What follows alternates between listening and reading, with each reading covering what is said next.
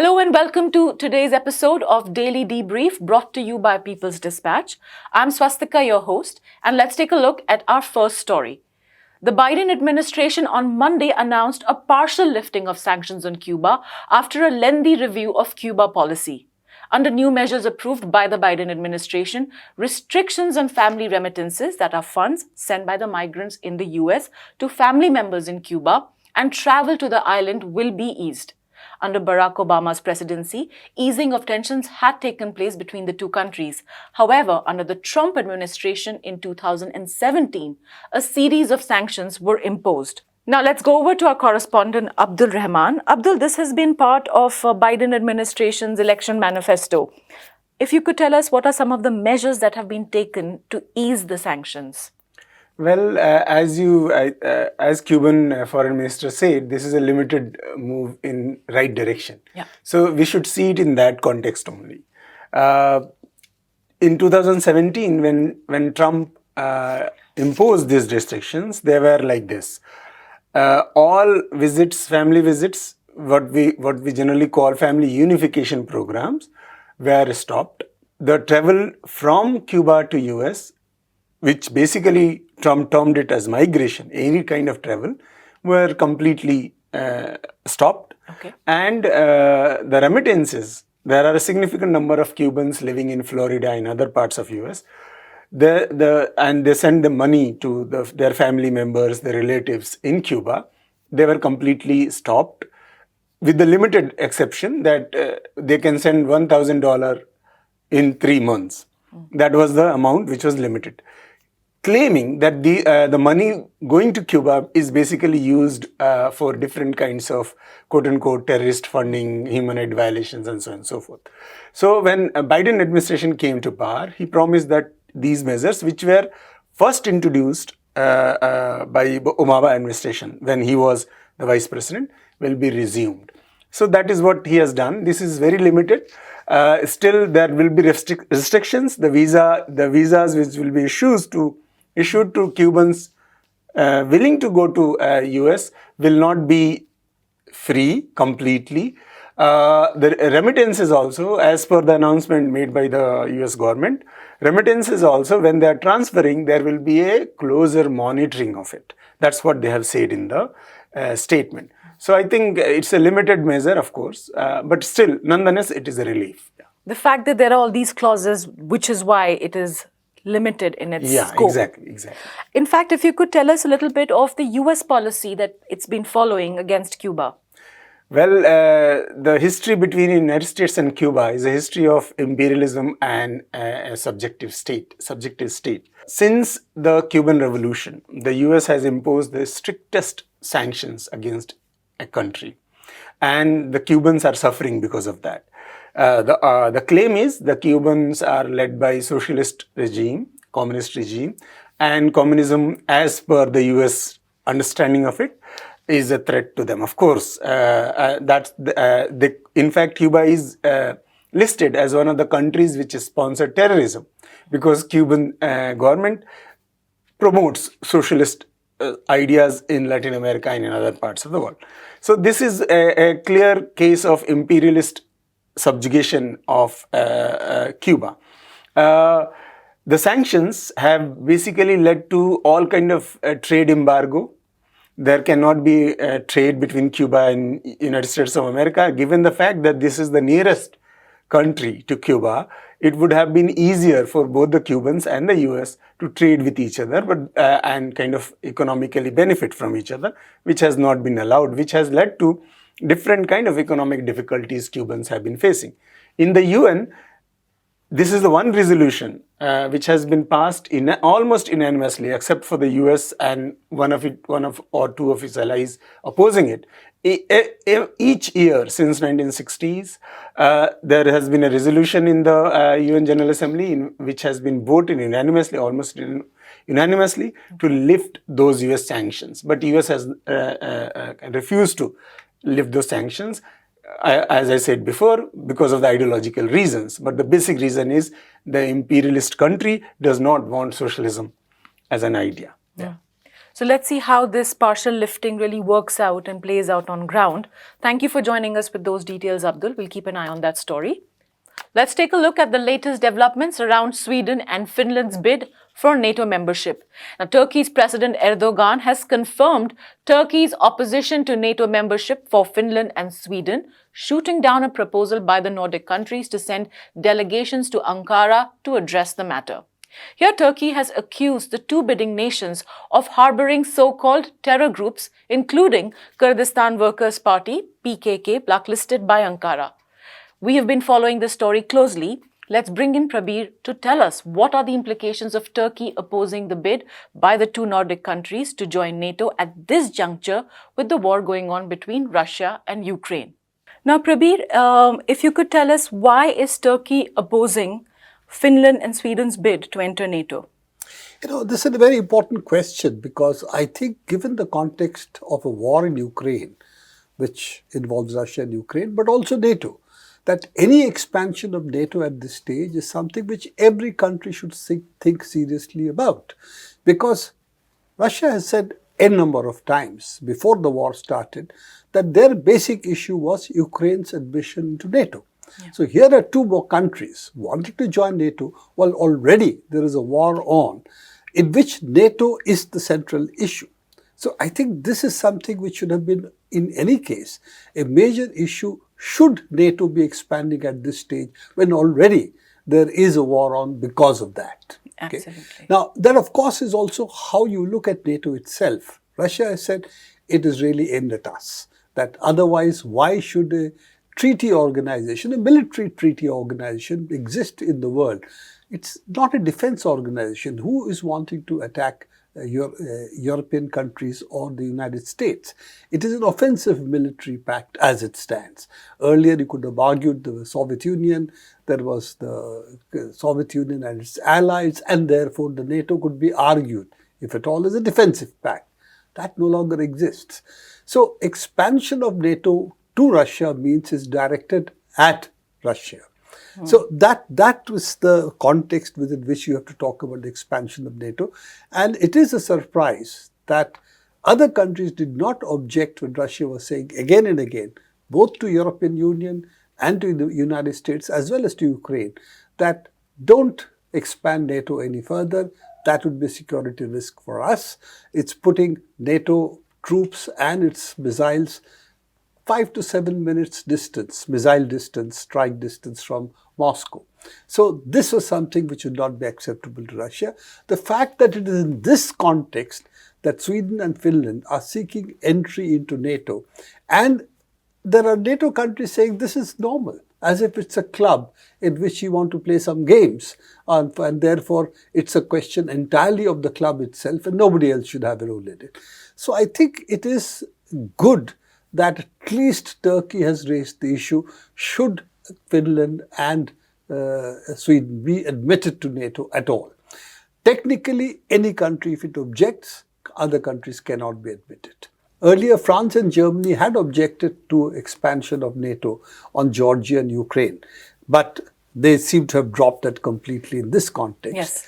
And here, Turkey, whether it is for its own interest, it has raised the use of PKK being sheltered by Finland and Sweden, other forces who had planned a coup against Erdogan, which failed, that also being sheltered by Sweden and Finland. Whether these are really issues that they have brought up in the current context to get concessions from the West, or they also think that the Ukraine war is on, this is not the time that NATO should be expanded. We don't know.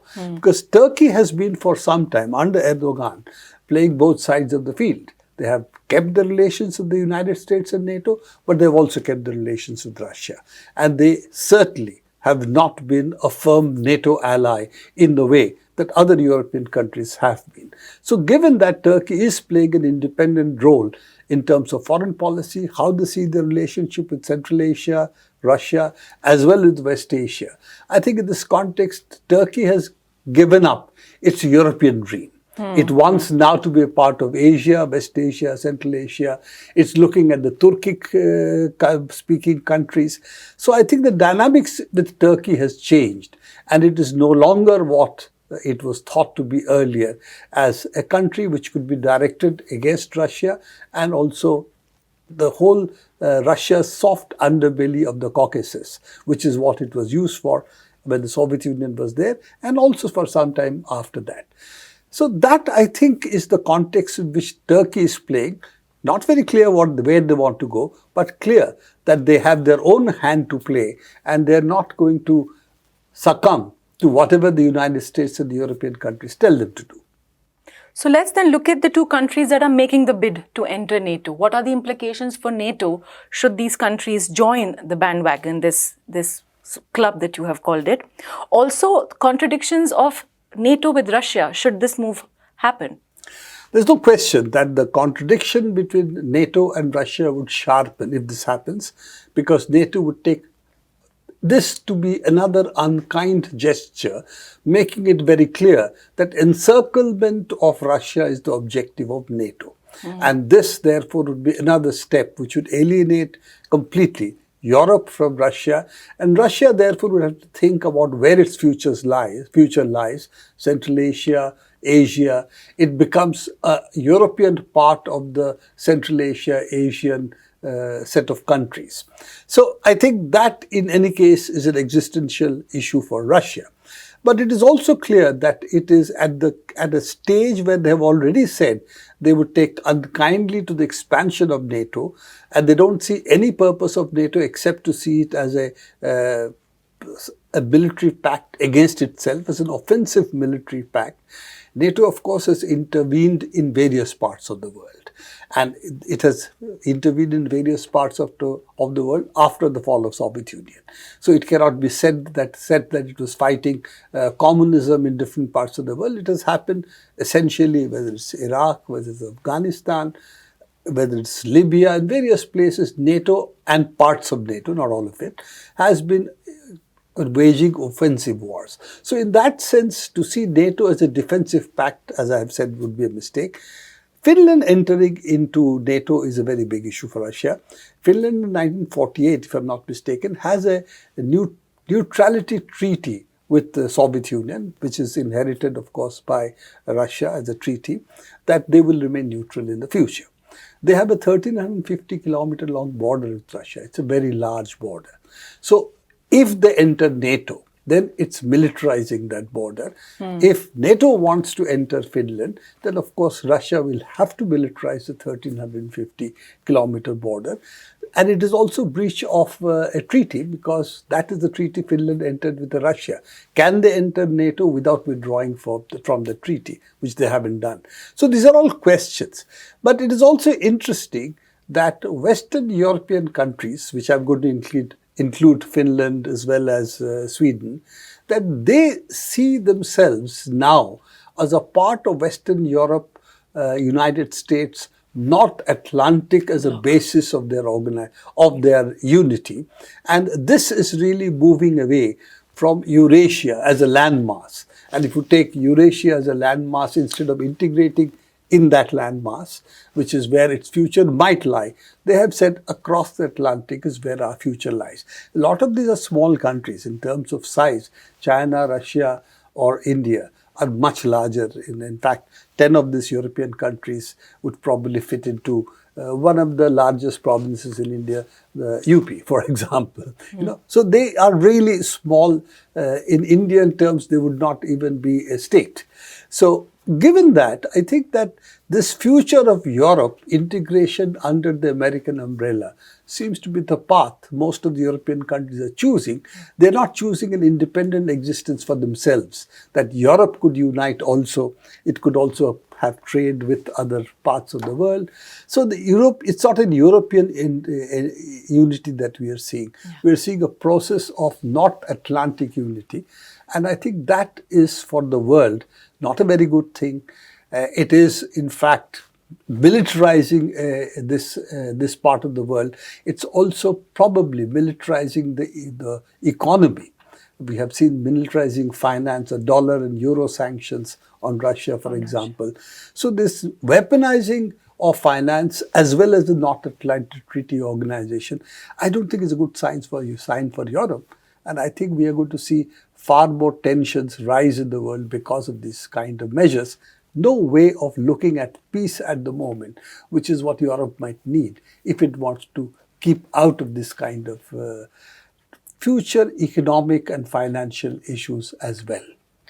Very important analysis there, Prabir. Thank you for joining us with those details. This past week, there has been much speculation in the football world about a host of young players with dual nationality and what nation they will choose to represent.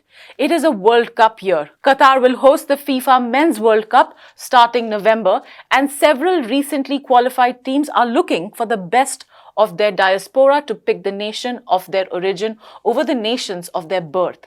England, for example, is set to lose a whole bunch of young stars with mixed percentage of dual nationality. And Ghana, who recently saw off arch rivals Nigeria to qualify for the Qatar finals, are pulling all stops to bring home some of the talent that is based overseas. Now, to understand more what's happening in this space, let's go over to our correspondent, Siddhant Ane. Welcome to the show, Siddhant. How are you? Good, Swastika. Thanks for having me. So let's get into the first question, Siddhant. Why is Ghana so much in focus with this context? So, Swastika, it's been a week of sort of speculation around, some of these young players who have dual nationality or mixed parentage, whether they will decide to play for the nations of their birth or whether they will play for the nations of their origin or where their parents were born, for example. Ghana is in the news because a trio of quite exciting young prospects who are based in England and I think are all born in England.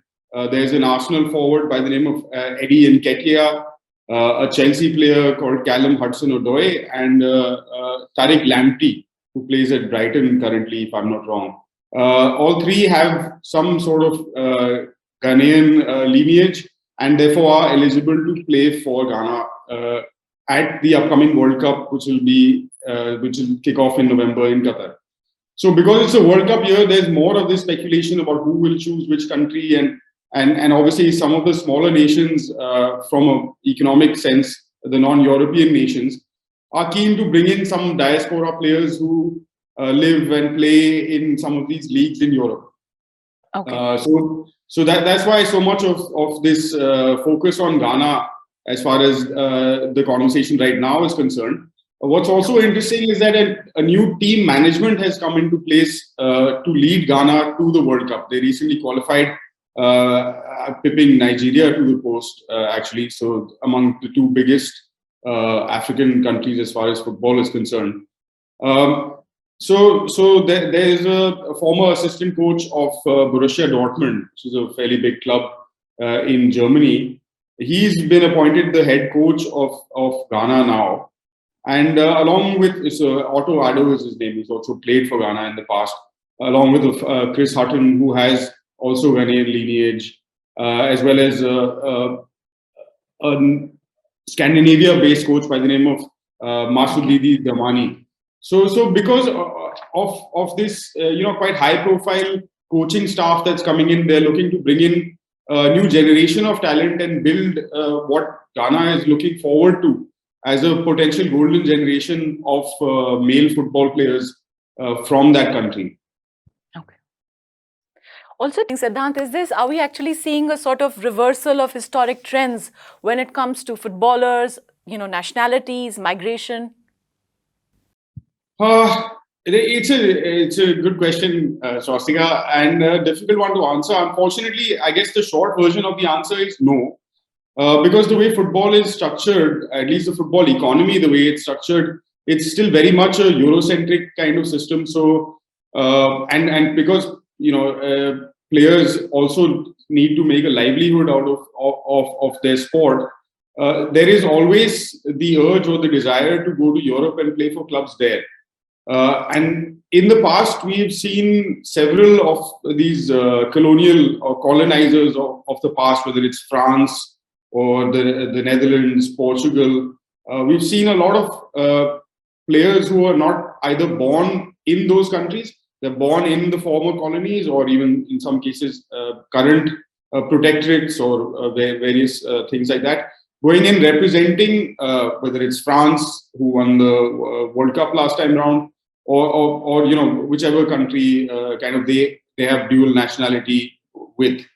So what we are seeing in the case of Ghana in 2019, actually, to kind of mark 400 years from when the first enslaved Africans landed on American shores, they in 2019 did what was called the Year of Return project. Ghana was an important transit point where many of these enslaved people were shipped off from. And so the Ghanaian government kind of put out this message of asking the diaspora to come back, to re-establish connections, to re-establish roots, as well as to bring back some of the economic gains that they might have accrued in their time, in Europe and elsewhere. And it proved to be reasonably successful, at least in terms of the profile of it. But in terms of a wider trend of reverse migration, I don't think it's happening. What is definitely going on today in some of these countries, and Ghana is probably a unique example in that case, is that there's this mix of a generation of coaching staff, of local players who already have Ghanaian nationality, who are very strong and very capable, and they are, of course, playing in the World Cup. And then together with the possibility of bringing in these players who have either mixed parentage or dual nationality, then they can put forward a very strong kind of team, and hope to progress quite far in the tournament. So it becomes not just about playing in a World Cup, which is, of course, a dream for any footballer, but also then progressing in the tournament and perhaps putting in a performance that the whole continent can then be proud of. It's the first time the World Cup is going to be held in an Arab country. Qatar is hosting. And we can hope that if this Ghana project goes as it does, I mean, of course, it's very soon, and it's a major challenge for the coaching staff to bring together all of these players and get them to play as one. But we can hope that it's the start of African countries making a much deeper run when it comes to FIFA World Cup finals.